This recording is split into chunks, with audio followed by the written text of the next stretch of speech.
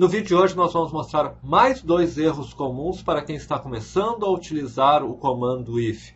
Se esse é o seu primeiro vídeo, ao final nós mostramos também uma indicação de outros vídeos em que apresentamos erros comuns de programação.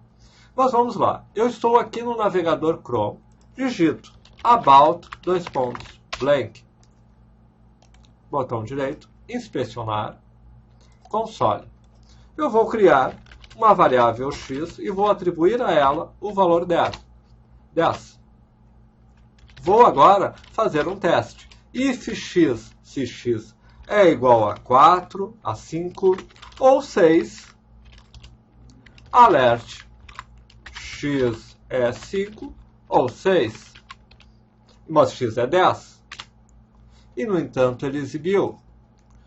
Para quem está começando em programação, ele olha e diz, olha, eu fiz um teste se x era igual a 5 ou 6, e apesar de x ser 10, ele entrou no teste. Mas isso não foi o que nós fizemos. A gente fez o uso de um operador OR. O operador OR testa um elemento à esquerda e um elemento à direita, e se eles forem considerados verdadeiros, se um dos dois for considerado verdadeiro, ele retorna verdadeiro. Do lado esquerdo, o que nós tivemos? X igual a 5. X igual a 5 é verdadeiro? Não, é falso.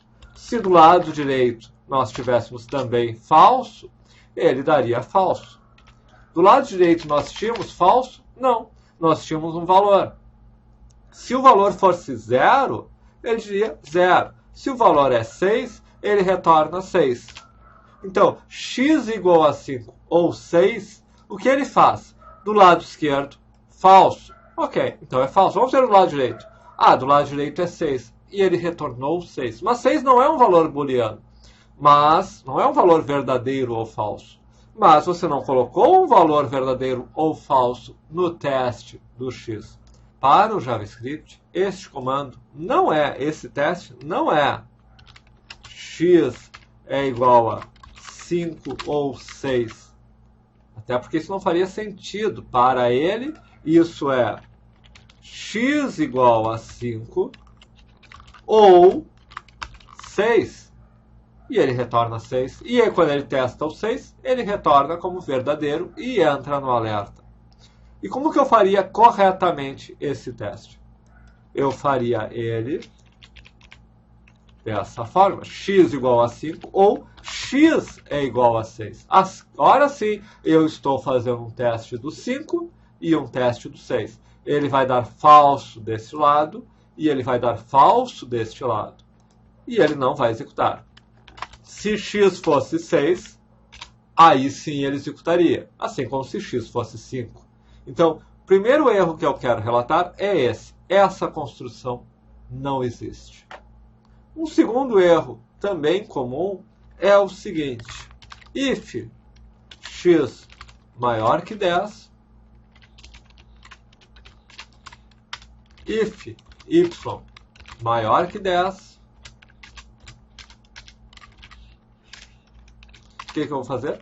Alert x e y são maiores que 10. Perfeito. Testo x, testo y. E aqui eu coloco um else. Else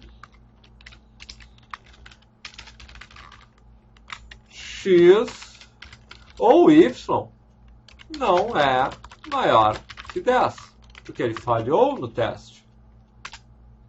X ou y não é maior que 10. Eu vou colocar, por exemplo, let o x igual a 20 é maior que 10. E vou colocar y igual a 5. E vou fazer o teste. E ele não exibiu nada. Por que ele não exibiu nada? Porque o else se refere a um if. Eu tenho a construção do if como if, um teste, uma ação, else, outra ação. Essa é a construção do if. If x maior que 10, eu tenho esta ação, else, eu tenho esta ação. Eu não tenho nenhuma ação especificada para este if. O else sempre vai se referir a um único if. No caso, este else se refere a este if. Eu tenho duas soluções para isso. Eu poderia ter um outro else aqui. Poderia até repetir. Poderia ter um outro else aqui. E aí sim ele exibe. Ou eu poderia ter if x maior que 10 ou y maior que 10. E aí sim eu poderia ter uma ação aqui e um else e uma outra ação aqui. Mas se eu tenho dois ifs, o meu else ou é desse if, que é o caso aqui, ou é esse que é desse if. Meu else nunca vai se referir a mais de um if. Então aqui eu apresento dois erros comuns. Você criar um conjunto de ifs e achar que um else vai representar todas as falhas de todos esses ifs. Não. Esse else representa apenas a falha do teste desse if. E a outra é a construção com OR, como nós falamos no português. X igual a 5 ou 6. Não. X igual a 5 ou x igual a 6. Você precisa repetir o teste em cada condição do operador OR. Bom, espero que essas dicas tenham ajudado, porque são erros comuns que eu vejo em quem está começando a programação. Se gostaram, curtam, inscrevam-se, marcando o sininho, porque todos os dias nós mostramos mais um vídeo de programação. E como eu disse, ao final, nós temos aqui mais dois vídeos que apresentam também erros comuns de programação.